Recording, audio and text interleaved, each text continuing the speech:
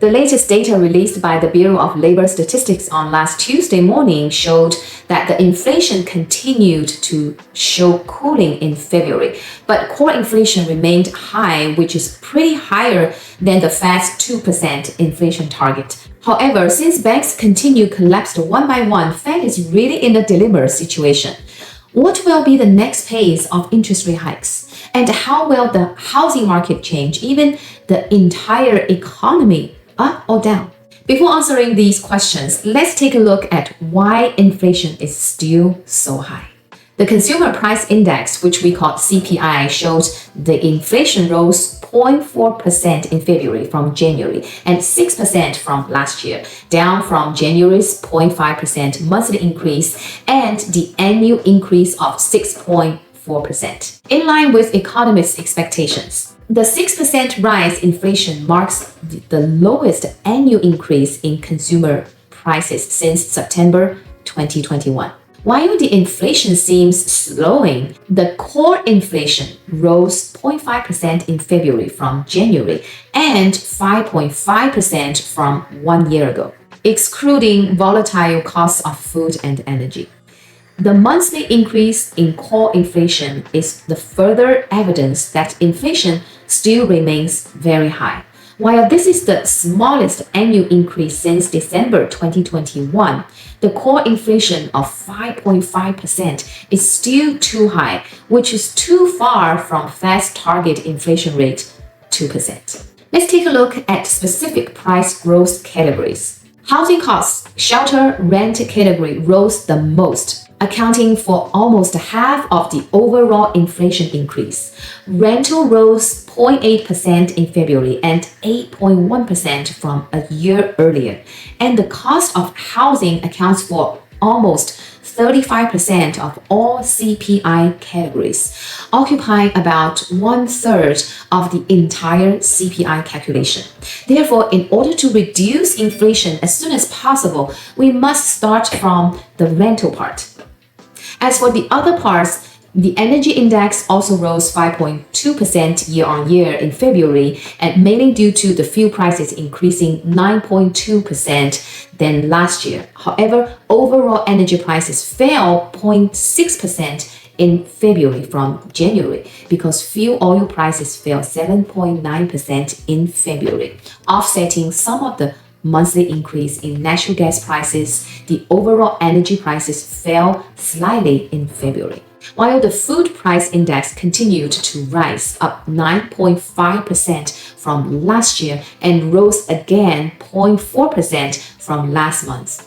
The Bureau of Labor Statistics noted that the household food index rose 0.3% from the previous month because 5 of the 6 major food categories rose in February.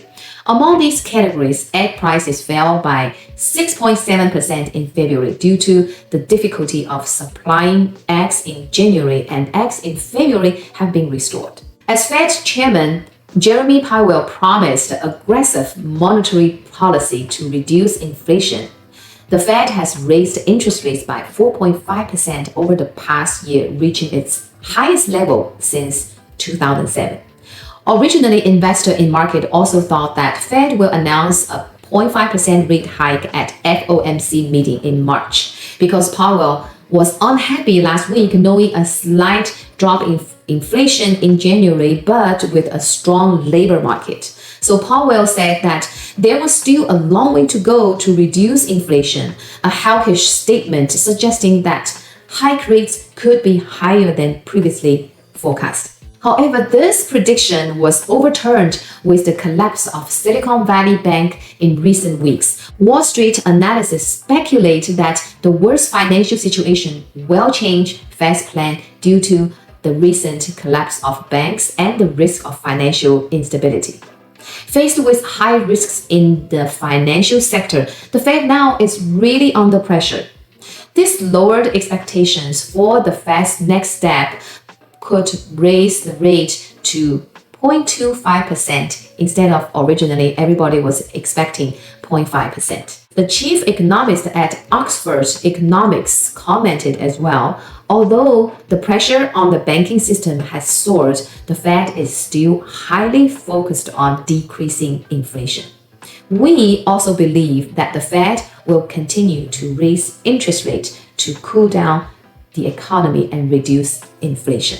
This is actually consistent with our forecast for the Fed, and we believe that Powell will still focus only on inflation data, even if the economy, financial markets may go really dead. So even Fed's Chairman Powell, together with the Secretary of the Treasury and the Chairman of the FDIC, said that they would ensure the safety of all deposits in Silicon Valley banks, claiming that all depositors can withdraw normally. We feel that this attitude is only to stabilize the market. They just don't want to lose the trust of the public. According to our analysis on the Fed's rate hike path, Powell will continue to raise rate until this summer.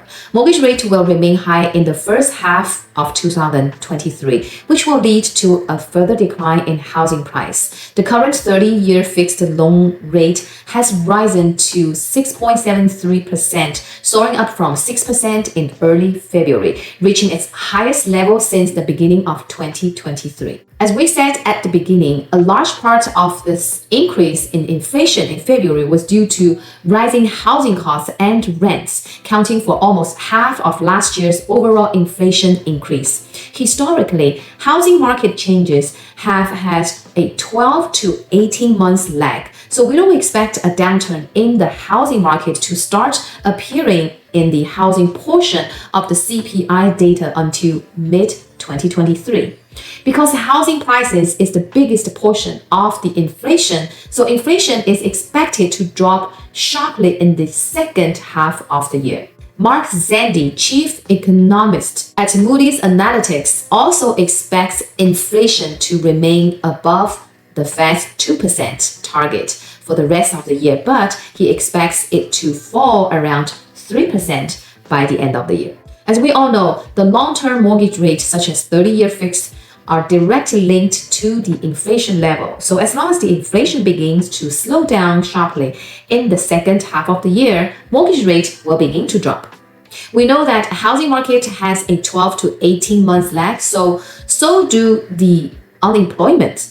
With high inflation, businesses will cut spending and raise costs of products or services to survive, as borrowing cost is too high. So while we see job market data is still hot now, it doesn't mean it will still be hot in the next 3 months or in the next 6 months' time. Therefore, when we see inflation decreases by the end of the year, unemployment rate could also raise due to the lag of previously high inflation effect. By then, we could see more housing suppliers and the property price may start to drop again. For people who following our channel knows that currently there is a fantastic loan program. It's called Dream Program, 20% down payment assistance program for first-time home buyers offered by the state of California. So the question comes, should I take the advantage now or should I wait till the end of the year as property price may drop again? Here's the thing, okay? You're a first-time buyer and want to buy your dream house. The government assistance program is first come, first serve. So as long as your income qualifies and you know you have a stable income with some reserves, I would really suggest to take this great opportunity since it is the 20% down payment with zero interest rate. It's money lended to you for free. So even the housing market will drop again, but as long as you don't buy and sell in the next 1 year or 2 years, your home will appreciate over the years. And the good thing is that you can refinance once when the rate drops. So I would highly recommend first-time buyers who has good income but no or little down payment to take advantage of this program.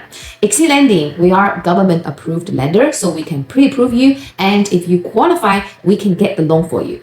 So call our Exceed Lending hotline for a free pre-approval. Don't wait. You need to act right now because again, this is first come, first serve program. You never know when the money is going to be running out. Our hotline is 833-567-8899. Okay, we'll see you next time.